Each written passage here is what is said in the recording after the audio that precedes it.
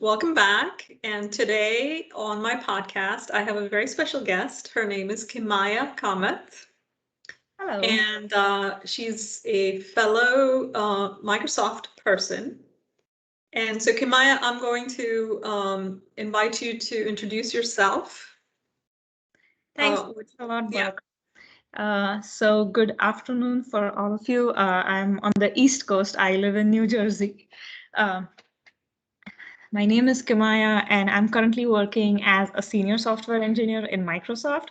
I will complete my 1 year anniversary with Microsoft next month, so I'm pretty excited about it. Joining in COVID definitely was a big challenge, and I'm glad I got to experience that. I never thought that I would. And I live in New Jersey. Right now it's summer, like spring-ish, summer-ish, sorry, it's still spring. So I am also very passionate about gardening. That's, I think, my first love before what I do at Microsoft. So really excited to be here. That's about it. And we'll talk more as we go on forth. Yeah. Absolutely. So let me start.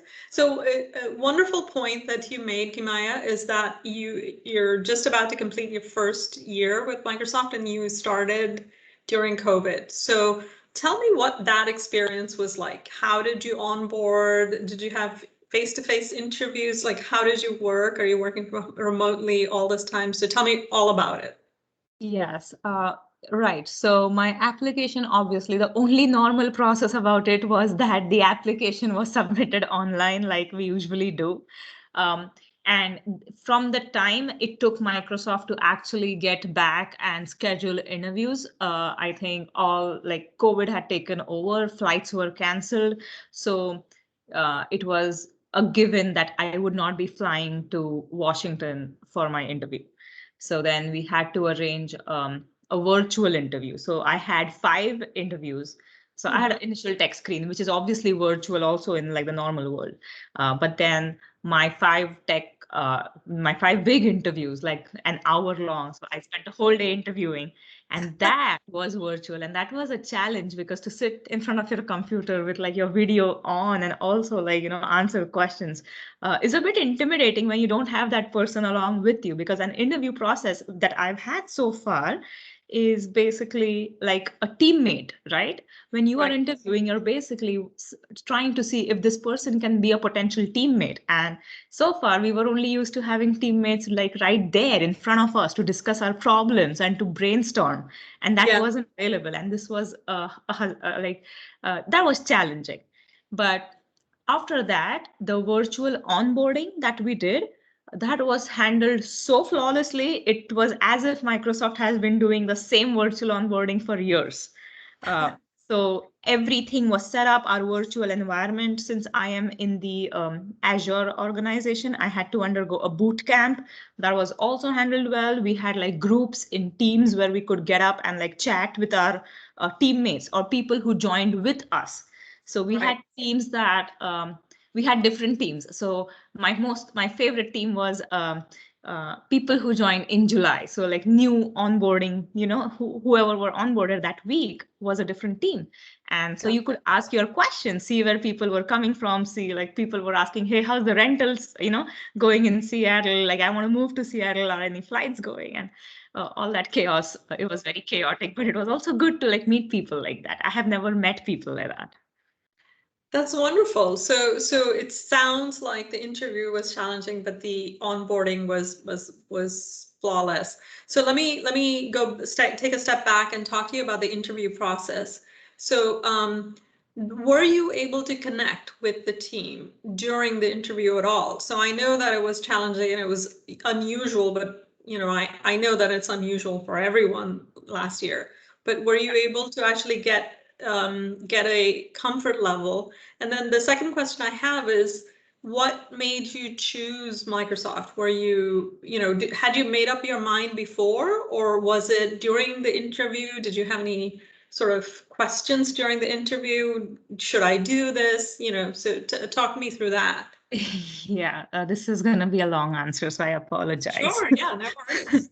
So for the first part, I did not meet my entire team during the interview because that was practically impossible. My Got team it. was huge. So I met right from my skip level manager onwards, 3 people, and then 2 of them from my direct working team. Right. And so then I got to know the flavor of the senior management a lot more than the people that I would usually work with. So, like the decisions that would be taken, or what would draw those decisions, or how does the senior management actually talk to us? And Right. because sometimes when you're not like you're pushing this hierarchy in between, like you have 3 managers up top, you kind of feel that you are very isolated down and you cannot talk to them or they are not approachable. So when I interviewed, after I was onboarded, I could actually like ping them or send them emails to my senior level managers, and that was a good thing that they interviewed me, because that I kind of established a rapport during the interview process. I did not have to do it at a later stage and be all Right. awkward about it. Yeah. So, Okay. Okay. yeah, so And that then what about your decision to come to Microsoft? What was that like? yeah, um, I think, and to be very honest, I was working in a financial services industry in New York, and I believe we were assessing Microsoft for one of our cloud requirements. And Okay. at that time, we got invited to the Microsoft office in New York at Port Authority. And Mm-hmm. things that I saw there blew my mind. And one Okay. thing in particular was how much Microsoft keeps in mind accessibility. Like Right. how many devices were made just so that people who were hard of hearing, or people that were, deficient in their vision, could also use the same thing that I was also using without being those things. And that blew my mind. And I was like, this would be wonderful to work for this company. And Yeah. that was, I think, where I was more inclined towards, okay, let me look at roles at Microsoft, let me look at if Right. there's something I can do to be a part of this organization. And I think the second impact came when the former company that I was working for um, hired someone from Microsoft at a very senior level position. And from that day onwards, the decisions that were made were like, it was a breakthrough. It was a breakthrough in the financial services industry for a technology person. And I could see where those decisions were coming from. And I said, Right. okay, like if this is the culture and these are the decisions being driven, then it would be great to actually work in that company. And Yeah. that's drove me Yeah. to apply. Yeah, so you touch on a very important aspect of a job. I always say that we spend 40 hours a week or more with our coworkers and waking hours, right? And then less than that with our family. Right. Even though our family is more important, like we're more connected to our family. So culture matters to me, right? Yeah. Oh, definitely. So my question to you is, how much does culture matter to you as far as work as a woman working in technology field?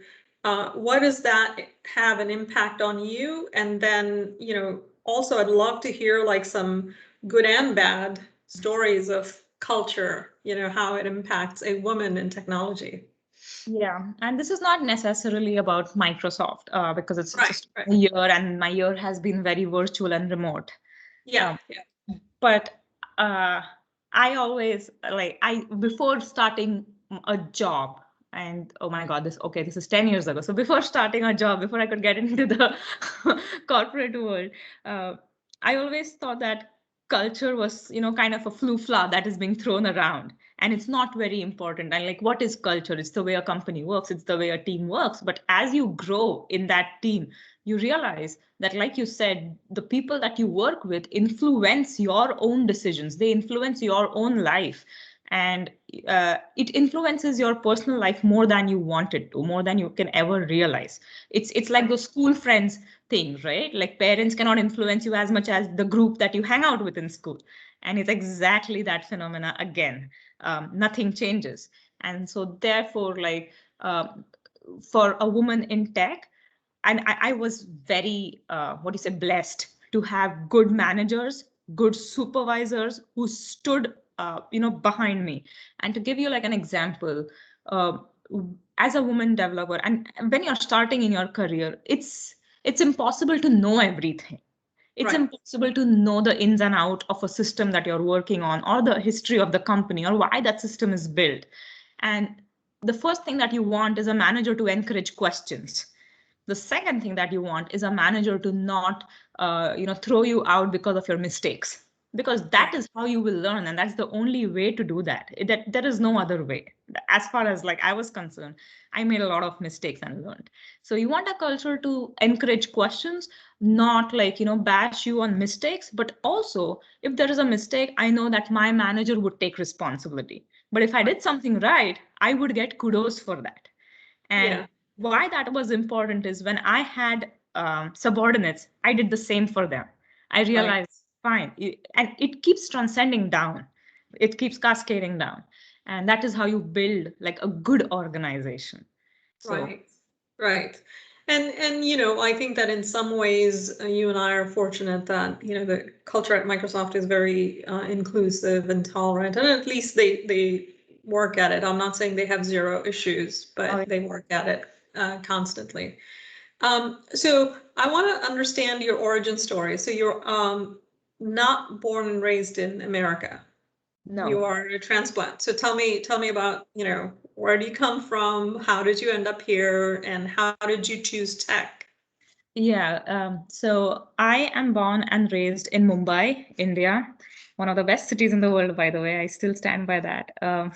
And that is how like New York feels natural because of all this, its busiest vibe going on.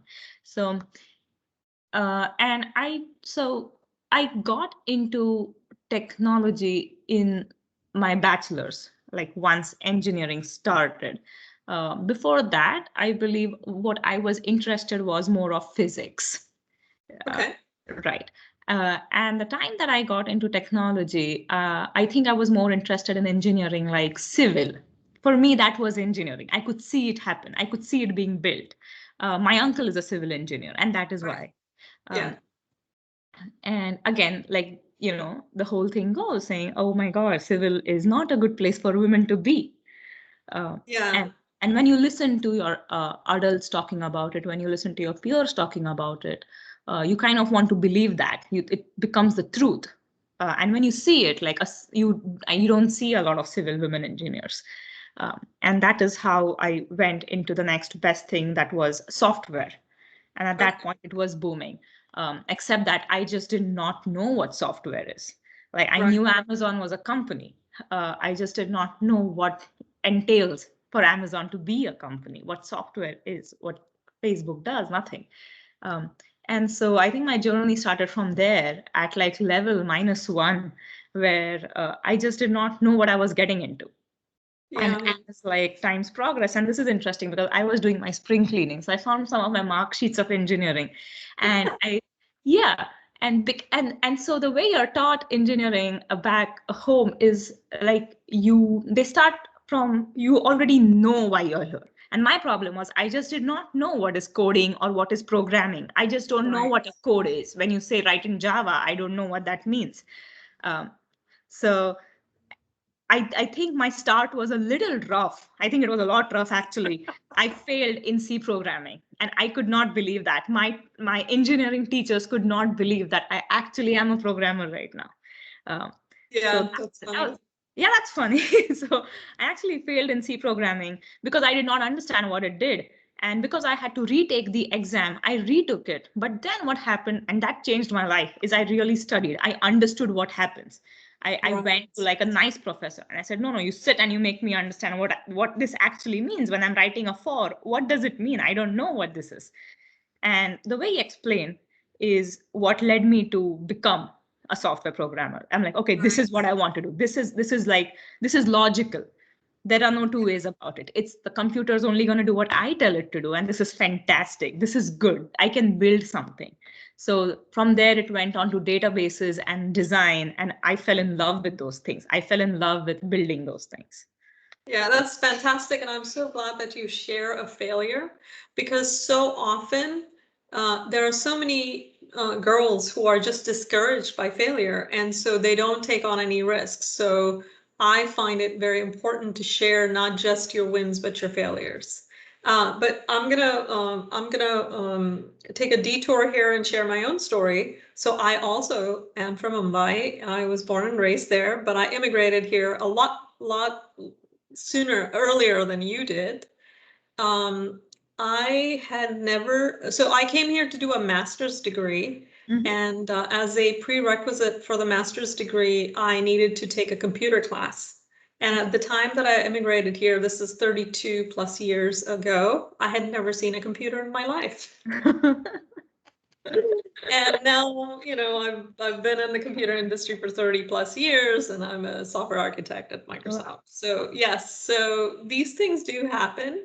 And so I just want our audiences to just note that and, be proud of wherever they are, because, you can't control your past, but you can control your future for sure. Oh, So absolutely. Absolutely. Yeah, I can actually add to that. That is good. You reminded me. So when I came for my master's here, I had to give three bridge courses. They were prerequisites. I studied at RIT Rochester, and I had to take three bridge courses, and one of them was Java. And I just cleared that bridge course. Like I just did not have three bridge courses because I cleared all of them. And that coming from a person who failed programming was a big deal to me. It was, yeah. yeah. And my dad was surprised. He's like, oh, you know Java because he wasn't very involved when I was doing my engineering. He just knew I failed. He was like, oh, okay, so you like this thing. I say, yes, I do. So it happens when you put in that effort, it has to show that result will come. And the whole Yes. point is you have to keep trying if you like it. Yes. Yes. Yeah, you can't give up. You have to at least give it an honest try, right? Right. Yes, definitely. Yeah. Wonderful. So I know that you're not just a programmer. I'd love to hear about, and this is through an email chain that was going around. I know that you're also into fitness, so I'd love to hear all about your fitness and your foodie journey. Yeah, those two to converge are really difficult. So coming from India, I really like my spices. If you can see the video, there's like a spice background, a poster of spices in my background. So I just I love to eat. And what happened was when I came to the US, I realized that okay, I'm very unfit because I used to see people running around all the time, and like RIT has like it was a lacrosse school, a hockey school, so I was extremely unfit. So I would walk like a mile and start panting heavily. I knew things had to change. And I went on a variety of diets because, in USA, you have no dearth of diets kicking in every single week. There's something different to do. And none of them worked. And the reason why they did not work is because I am a very like, a core Goan or, from South India where I need my coconut curry and rice. Otherwise, I will not survive. And I realized that it just took time for me to accept that. So I cannot live on salads. I cannot live on soups and salads and wraps and quinoa. I cannot do that. And so I needed something very sustainable. And I said, no, if I'm going to cook, the first thing that comes to my mind as comfort food is prawns biryani. And that is what I want to have and still, be fit. And I wanted to know if that's possible because clearly my granddad did it. So it is possible. Yeah. Yeah. So I think my fitness journey started from there. I was curious to know how things happen. Everyone cannot eat salads in the world. That's not going to be sustainable. Italians eat cheese, the French eat bread, and still they are in great shape. And so Yeah. I started learning. I gave my certification. I got to know what goes in, shaping a physique, what goes in building muscle. What do you lose? What do you say when you lose weight?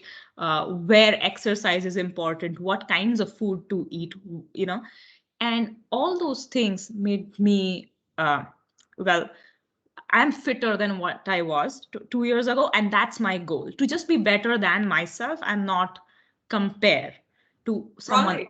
like for everyone. And the first thing I realized when I studied was, okay, to everyone, like fitness is very different. It's different to a 20-year-old and a 35-year-old, or a mom of two people, or someone who has arthritis, or an 80-year-old. And fitness is different. You don't expect them to have the same parameters. And so that is why. So, and it was so interesting, but it was also so simple. So me and my husband, we started this thing called Fitatos, where we just it's a play on like a favorite thing of potatoes. So but Fitatos, and where we give out workouts, we give out tips. We also do passive aggressive like things where we just call out the common mistakes that people make and try to keep it as polite as possible. We also have a blog where I keep writing my journey or seeing what changes. So yeah, it's fitatos.com if you guys want to go, or on Instagram as Yeah, I'll definitely fitatos.us. include it in the show notes for sure. Don't worry about it. Yeah.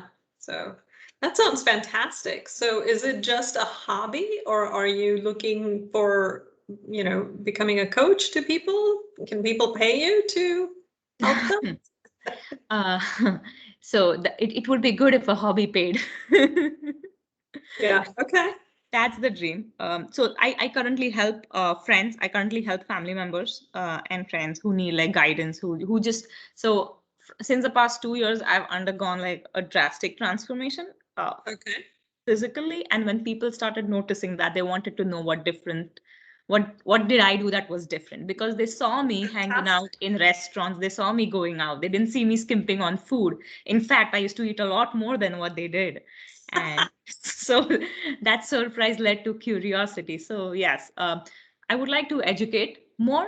I think when you Yes. start educating a person, and when that person learns, it garners more interest than simply like giving a diet chart and saying, okay, fine, follow this. Absolutely. Absolutely. So that's fantastic. Okay, so I want to bring you back to the world of women in tech, and I want to ask you a question.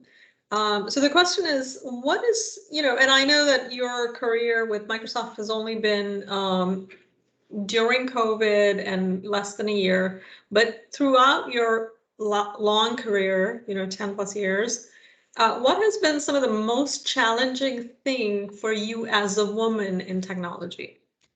Yeah. The most challenging thing for me as a woman in technology so far has been that I have been the only woman in my team.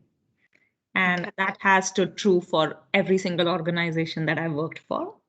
That is also true now in my current team. In my sister teams, yes, I definitely see more women in Microsoft than all my previous jobs combined. Okay.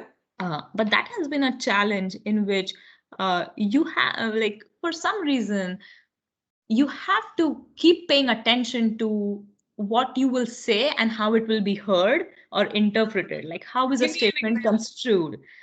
Like, what pitch of voice can you use? Can you interrupt someone? Is it okay to do that?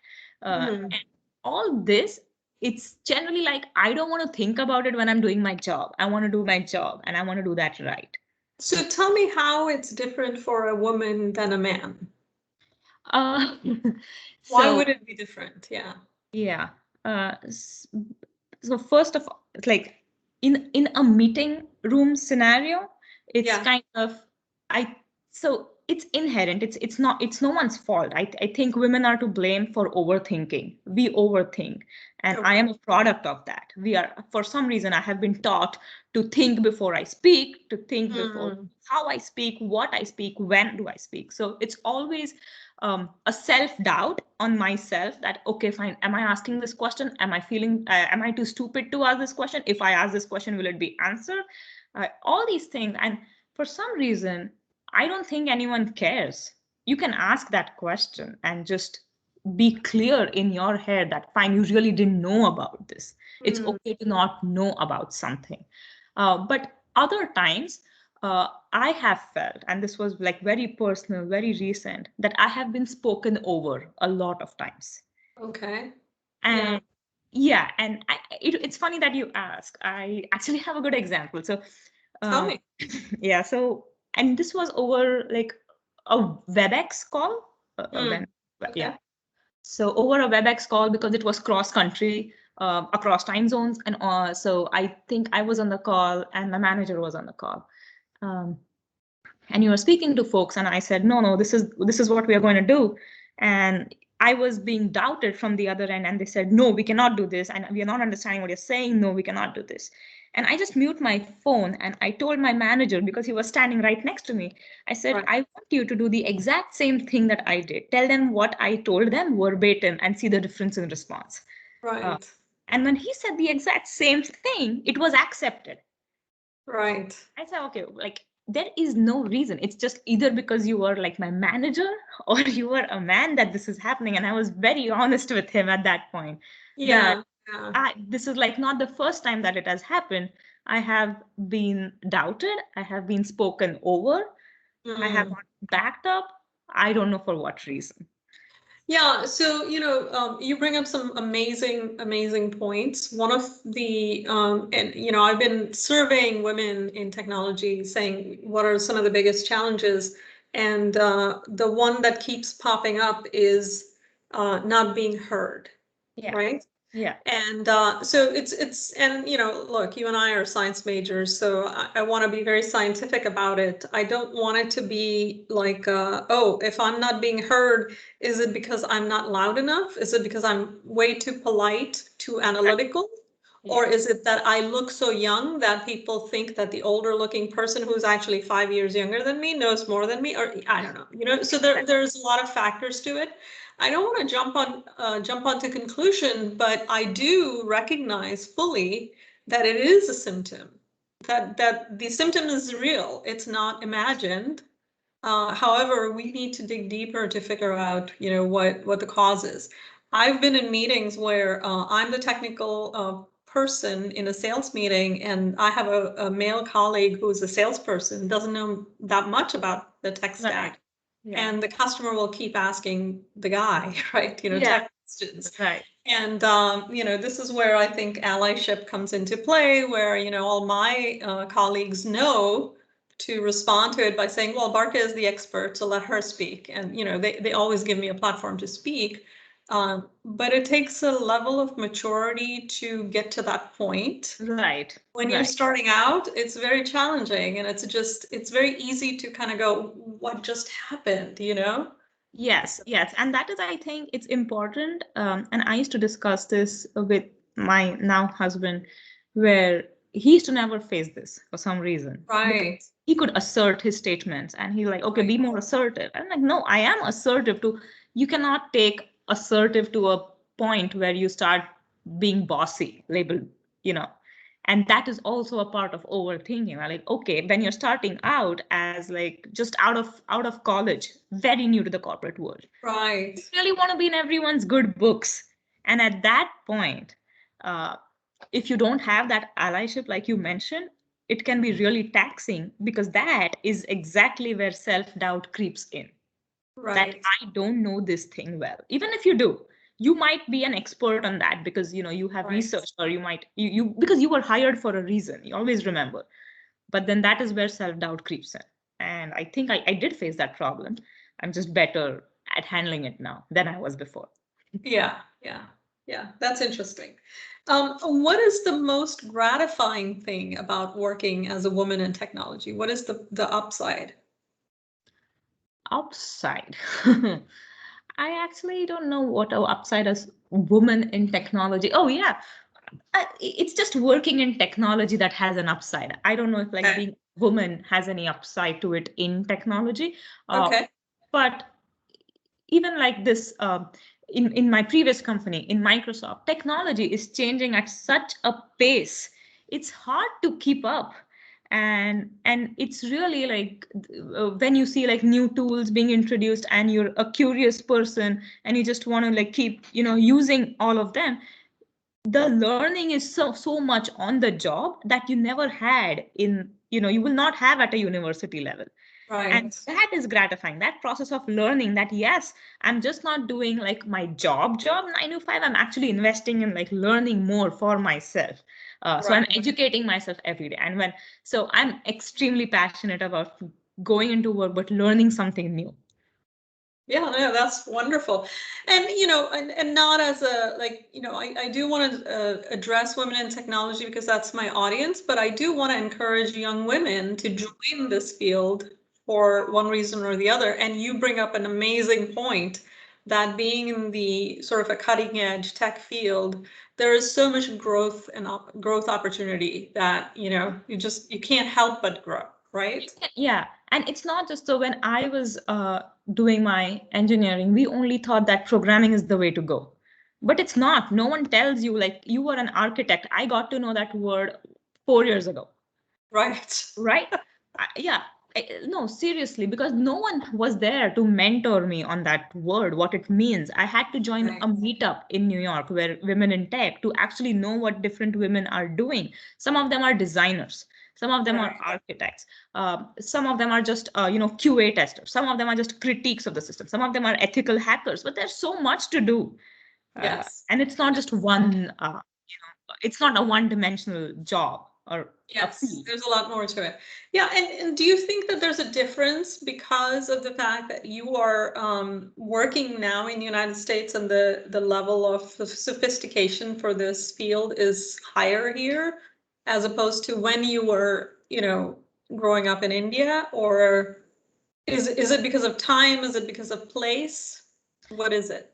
It's because of both the factors, Okay. time as well as place. Like I said, at in whatever the year that was, I don't remember, but 2006 or 2004 maybe. Yeah, that's going a long Yeah. way back, right? um, Technology was not like technology was a buzzword. So people didn't actually know what it meant to say that you were in software or you were a coder. They, like, my dad did not know. He's a finance guy, and so are most of the people that I know, like most of my family. So we don't know what it entails to be um, an IT person. They thought I would fix Right. computers for the rest of my life, for all that matters. um, Yeah. so yes, definitely the time mattered, but also the place uh, where I feel in the US, I'm responsible for a lot of major decisions in the design of the product, and I don't just implement something. Right. Right. Implementing is probably the last thing I would think of, Right. Right. and I think that has contributed much to my growth. Um, Yeah. and I don't know, like, maybe the landscape in India is a lot different now than it was. India Yes. also is growing at a fast pace. I keep listening to friends who keep starting their own startups, um, which is good. I just don't know if, like, Fantastic. in the same corporate world that I was, I would have had this opportunity. Yeah. Okay. Yeah, that's noted. Yeah, I mean, I often think about it. I left India in the late 80s, so I can't even relate to India I mean, I have family there, so I go visit. But I cannot say that I know what a high school experience in India is because Right. it was so long ago for me, So long ago. right? Yeah. So to Or college comment on how the experiences. landscape would look now, I don't know, but Yeah, yes. exactly, exactly. So fantastic. So we've been going at it for a little bit now, and if you had something to say to a person like you 10 years ago, or somebody in a similar situation, what is something that you would want to share with them? Like, if you really, so first things first is explore all your options. This Yeah, goes for, like, women as well as men. Explore your options. You never know what can interest you. It's a big world. Don't do something just because someone says, okay, fine, this is where you have to go, or don't not do something because someone says, okay, this is not your field. right, Explore what it entails, really know that you like it, um, and then don't be afraid to change. Like, I have switched jobs just because I did not feel that it was challenging enough, that I was right. thinking it was getting Yeah, mundane.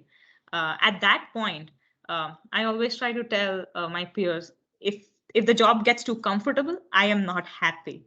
So try to yeah, keep spark alive in your work life. yeah, yeah, yeah. And No, yeah, that's I think wonderful. that's pretty much it. Okay.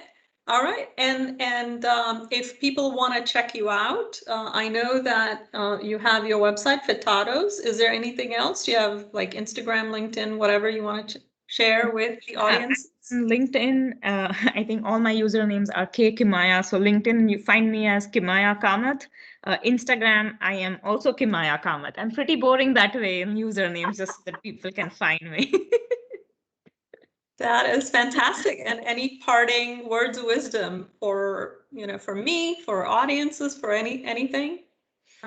No, I would just like to thank you for calling me to this podcast. And one of the reasons why you did that was because I shared my wins on an email thread. So don't be afraid to like share your wins or your failures with others. There'll be someone who gets inspired from it. And if you can just make that change in like one person's life, you're through.